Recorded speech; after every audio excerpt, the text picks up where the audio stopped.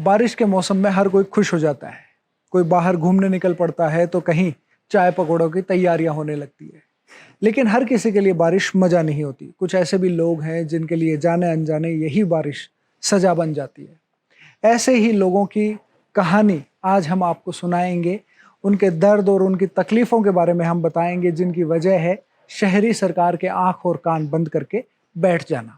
और ये समस्या आज की नहीं है, ये समस्या लंबे समय से चली आ रही है। उसके बावजूद भी प्रशासन और सरकार द्वारा इसका समाधान नहीं करना एक बड़ा फेलियर है। नमस्कार, मेरा नाम है दिनेश और आप देख रहे हैं सीकर संदेश। आज हम बात करेंगे सीकर के पास के एक छोटे से गांव नानी के बारे में। और मैं ध्यान चाहूँगा सीकर के शहरी सरकार, शहर विधायक और जिला कलेक्टर महोदय का, ताकि वो इन समस्याओं को समझें और अगर हो सके तो इनका स्थायी समाधान करने की ओर कदम बढ़ाएं। नानी गांव की ये जो समस्या है उसका कारण है शहर से जाने वाला गंदा पानी, जो बारिश के समय में और ज़्यादा बढ़ जाता है और नानी गांव के लोगों के खेतों और घरों में पहुंच जाता है। नानी गांव के पास ही बीहड़ में शहर का गंदा पानी इकट्ठा होने से उनके ट्यूबवेल और कुओं में भी गंदा पानी आता है। और नानी जैसे गांव में आज आपको हर घर में वाटर प्यूरीफायर मिलेगा, क्योंकि बिना आरओ के वहां पे ट्यूबवेल और कुएं का पानी पीने का विचार भी नहीं किया जा सकता। नानी गांव के बारे में बात करने से पहले आज हम बात करेंगे फतेहपुर रोड के पास स्थित मोहन कॉलोनी वार्ड नंबर 1 की, जहां पहले से यही बीहड़ का गंदा पानी इकट्ठा तो था ही, लेकिन अब नगर परिषद ने उनकी समस्याएं और बढ़ा दी है जब से उन्हें ये पता चला है कि वहां पर खाली पड़ी नगर परिषद की जमीन, जो कि बस्ती के बीच में आती है, उसमें नगर परिषद गंदे पानी का ठहराव करने की योजना बना रही है। आप सोचिए, एक तरफ उनके पास पहले से ही बीहड़ में गंदा पानी इकट्ठा होता है, जिसकी वजह से उनके सुबह शाम हालत खराब रहती है, और वहीं पर बस्ती के बीचों बीच खाली पड़ी कई बीघा जमीन को भी अगर नगर परिषद इसी तरीके से गंदे पानी का अड्डा बना देगी तो वहां पे लोगों का रहना भी मुश्किल हो जाएगा। वार्ड नंबर 1 और 18 के बीच में जो नगर परिषद की ली हुई जमीन है, उसमें नगर परिषद द्वारा गंदा पानी इकट्ठा करने का कार्य किया जा रहा है। उस कार्य को रोकने के लिए हम मोहल्लेवासी पिछले 5 दिन से लगे हुए हैं। हमने पूरे प्रशासन को अवगत करा दिया है। आज श्रीमान राजेंद्र जी पारीक सीकर विधायक, जिला कलेक्टर महोदय सीकर और नगर परिषद आयुक्त को, और उसके अलावा हमने चेयरमैन साहब को इस विषय में ज्ञापन दे दिया है। स्वास्थ्य मंत्री रघुराम शर्मा को भी हम ज्ञापन देने जा रहे हैं, उनको मेल कर दिया गया है। मैं आपको बता दूं कि ये जो पीछे भूखंड पड़ा है, ये नगर परिषद ने पिछले लगभग 15-16 वर्षों से ले रखा है। अब उस ज़मीन से जो बाकी ज़मीन बची हुई है, उसमें 50 बीघा में जो पहले प्लाटिंग कर दी गई और बाकी जो 10-12 बीघा ज़मीन है उसमें पानी इकट्ठा करने का कार्य करने वाले हैं, तो हम उसका विरोध कर रहे हैं। ये जो ज़मीन है ये बस्ती के बीच में है, दोनों तरफ इसमें बस्ती है। एक साइड इसमें वन विभाग है। जो पानी गंदा पानी लेके आ रहे हैं वो पहले से जो वन विभाग की ज़मीन में जा रहा है उसको बंद करके यहाँ खुले पर छोड़ने का इनका प्रयास है। कमिश्नर साहब से जैसे बात हुई तो उन्होंने यही बताया कि ये पानी यहीं इकट्ठा होगा, लेकिन कलेक्टर साहब ने हमें आश्वासन दिया है कि हम इस पानी को का निकास सही उचित तरीके से करवाएंगे। यहाँ ऐसा कुछ नहीं होने देंगे, जनमानस की हानि नहीं होने देंगे। मैं भी कमिश्नर साहब से बात करता हूँ। मैं एक बार बात कर लेता हूँ। अभी देखिए, आपने बताया है मामला, पहले मुझे पूरी जानकारी लेने दें, फिर इस पे अपन ऐसा निर्णय करेंगे जिसमें कि किसी का नुकसान नहीं। अब इस पानी के इकट्ठा होने से सबसे बड़ा नुकसान यहाँ होगा कि यहाँ जितने भी कुएं हैं, जितने भी ट्यूबवेल्स वगैरह बनी हुई है, उनका जो सारा पानी है वो नीचे से गंदा हो जाएगा और गंदा पानी घर घर में जाएगा। तो यहाँ नॉर्मल सी बात है, सभी लोग बीमार होंगे, कई प्रकार के रोग पैदा होंगे। उसके अलावा अगर आप शाम के टाइम, मैं आपके ज़रिए पूरी जनता से कहना चाहता हूँ कि शाम के समय आकर जो व्यक्ति यहाँ रुक भी जाता है तो मुश्किल से 2 मिनट यहाँ नहीं रुक पाता। कारण ये है कि जब ये पश्चिमी साइड की हवा चलती है तो यहाँ भारी मात्रा में जानवर मरे हुए हैं। हमारे पीछे जो नंदीशाला है उसमें जितने भी जानवर मरते हैं यहाँ सारे खुले में डाल दिए जाते हैं। तो शाम को यहाँ खाना भी दुष्कर हो जाता है। तो आपके माध्यम से मैं सभी जनता से और प्रशासन से अपील करना चाहता हूँ कि इस कार्य में हमारे सहभागी बने और इस दुविधा से हमें बचाएं। धन्यवाद। आपने सुना इनकी समस्याओं के बारे में, लेकिन इतना ही नहीं है।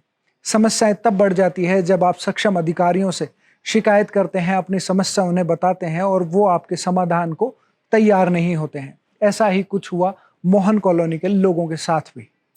नगर परिषद जो आयुक्त सर हैं वो इधर आए थे देखने के लिए, तो उन्होंने हमें ये बोला कि ये गंदे पानी का इधर ही कूदेगा। तो हमने कहा कि ये तो पहले पता ही नहीं था, इधर क्यों बनाया जा रहा है। तो बोले इधर का ही हमारे पास ऑर्डर है और ये नक्शा बनेगा और इस नक्शे के अकॉर्डिंग इस बनेगा। मैंने कहा पहले नक्शा था ही नहीं इधर ऐसा कि भाई ऐसा कुछ गंदा पानी आएगा। इसीलिए तो हम लोगों ने इधर हमारा प्लॉट लिया, घर बनाया, जितनी भी जीवन की पूंजी थी, कमाई थी, सारी इधर लगा दी। अब कहाँ जाएंगे सब लोग, इतने कोई वो भी नहीं है जो कि यहाँ से बेच के और कहीं चले जाएं, ऐसा कुछ नहीं। हम इधर ही रहेंगे, ये गंदा पानी प्लीज हमारे यहाँ पे मत लाओ।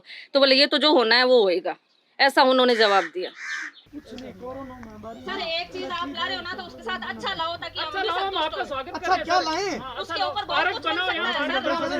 वो अंडरग्राउंड होके उसके कुछ अच्छा बन सकता है। आप चाहो तो पैसे ले सकते हैं। इंजीनियर हो तो बना दो प्रोजेक्ट में, बना दो। हां ठीक है, इंजीनियर बना दो। इंजीनियर रखे थे, वो डैम बनाए भी को ऊपर गंदा पानी गिराया। ये बना दो तो भी के प्रोजेक्ट। सर बिना अंडरग्राउंड करे ना थे किन्ने जो बनाया जगह ने सीवरेज में जनता रेवा देती के था तो कोई कौन बटका था यही मर से हमसे मार दे। ये मरमरी हो गए कोई और के तो बाकी देखो के साला मारना रोटी तो कोई खास ना सर में क्यों कौन खास कौन चलो चलो तो समस्या का एक राउंड मार के आओ सर। आप गायों का समाधान करेंगे पहले बीज आया था आप आए थे पहले कौन आया था? लेकिन गंदा पानी तो व्यवस्था नहीं हो रही है ना। हाथ जोड़ जियो था थारा जियो सुनो मेरी बात, आप जियो लेने हमें नहीं तो जिला कलेक्टर महोदय को इन्होंने ज्ञापन दिया है और आश्वासन कलेक्टर महोदय से इन्होंने प्राप्त किया है कि जल्द ही वो इस बारे में विचार करेंगे, सक्षम अधिकारियों से वार्ता करेंगे और उसके बाद कोशिश करेंगे कि इनकी समस्या को खत्म किया जा सके। तो हम यही उम्मीद कर सकते हैं कि अब कलेक्टर महोदय ही इनकी समस्या को समाधान में बदलें और इन लोगों का जो जीवन दुश्वार हो रखा है, जो परेशानियां इनके लिए बनी हुई है, उनसे इन्हें निजात मिल सके। अब बात करते हैं नानी ग्राम वासियों की। वहां की समस्या पिछले कई दशकों की है जिसका समाधान अभी तक नहीं हो पाया है। इस समस्या को चलते इतना समय बीत गया है कि सरकारें बदल गई, विधायक बदल गए, सांसद बदल गए, सरपंच बदल गए और जिला कलेक्टर भी बदल गए, लेकिन हमेशा समस्या के समाधान के बदले इन्हें मिला सिर्फ आश्वासन, जो साल दर साल बदलता गया और साल दर साल इसी तरह इंतज़ार करते हुए आज कई दशक बीत गए हैं और इस बीमारी ने, इस समस्या ने इतना बड़ा और विकराल रूप धारण कर लिया है कि अब आसानी से इसका समाधान सरकार चाहे तो भी नहीं कर सकती और अगर कर सकती है तो वो बेहद मुश्किल और पेचीदा होगा। नानी ग्राम वासियों की बारिश के मौसम में मुश्किलें काफ़ी बढ़ जाती है जब सीकर से पहुंचने वाला गंदा पानी, उसकी मात्रा बढ़ जाती है क्योंकि बीहड़ में सारा पानी इकट्ठा होता है और ओवरफ्लो होने के बाद में डैम से गुजर कर वो पानी नानी गांव में पहुंच जाता है। 2-3 साल पहले हमने देखा था जब नानी गांव को भी पार करके वो पानी बडाडर की तरफ बढ़ चला था, जिसमें एक व्यक्ति की गिरकर मृत्यु भी हो गई थी और उसके बाद उस वक्त विधायक का चुनाव लड़ने वाले और वर्तमान विधायक परशुराम मोरदिया ने अन्य अधिकारियों और जनप्रतिनिधियों के साथ मिलकर मृतक के परिवार को सहायता राशि भी प्रदान की, लेकिन जब तक कोई मौत नहीं हो जाती तब तक यहाँ पर कोई जनप्रतिनिधि या सरकार लोगों की समस्या को नहीं सुनती है। ऐसा पिछले 3-4 सालों का हमारा अनुभव है। पिछली बार नगर परिषद में नानी ग्राम संघर्ष समिति के लोगों ने जब कोशिश की थी तो लिखित में आश्वासन दिया था कि ये रोड के पास में पूरा नाला बनाया जाएगा 4x4 का और वो जल्दी तुरंत काम चालू कर दिया जाएगा, लेकिन अभी तक न तो कोई नाला बनाया गया न और ये पानी आना आज से जब स्टार्ट हुआ है तब से ये ज़बरदस्ती खेतों में घुसाने के लिए इसको नाले को गहरा कर रहे हैं मशीन से और इस चाहते हैं कि लोगों के खेतों में घुस जाए और अपनी जिम्मेदारी से मुक्ति पाना चाहते हैं। नगर परिषद इस मामले में पिछले 20-30 वर्षों से हमेशा पैसे खाती रहती है, काम कुछ कर नहीं रही है। हम लोगों का यही कहना है। तो आप देख सकते हैं कि किस तरीके से ये नाला जो बनना था पिछले साल लेकिन वो नहीं बना है अभी तक, और अब जब आज थोड़ी सी बारिश हुई उसके बाद जो पानी आया तो वो कुछ खेतों में भर गया है और वहाँ पर फसल भी ये किसान नहीं कर पा रहे हैं क्योंकि उन्हें पता है कि वो फसल करेंगे, उसमें अपना पैसा लगाएंगे और उसके बाद सरकारी लापरवाही की वजह से ये गंदा पानी जो यहाँ पर पहुँचता है वो उनकी फसल को बर्बाद कर देगा।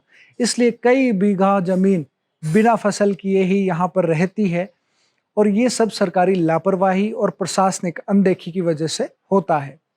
इस नाले को जब आज पानी आया और आगे नहीं जाकर खेतों में भरने लगा तो नगर परिषद ने एक जेसीबी भेजकर इस नाले को फिर से चौड़ाई इसकी बढ़ाने और इसमें जो कचरा और छोटे मोटे पेड़ पौधे लगे हैं उनको हटाकर पानी को आगे तक भेजने का प्रबंध करने का एक आसान तरीका निकाल लिया, एक शॉर्ट टर्म तरीका निकाल लिया जिससे इनकी परेशानी कुछ कम हो जाए।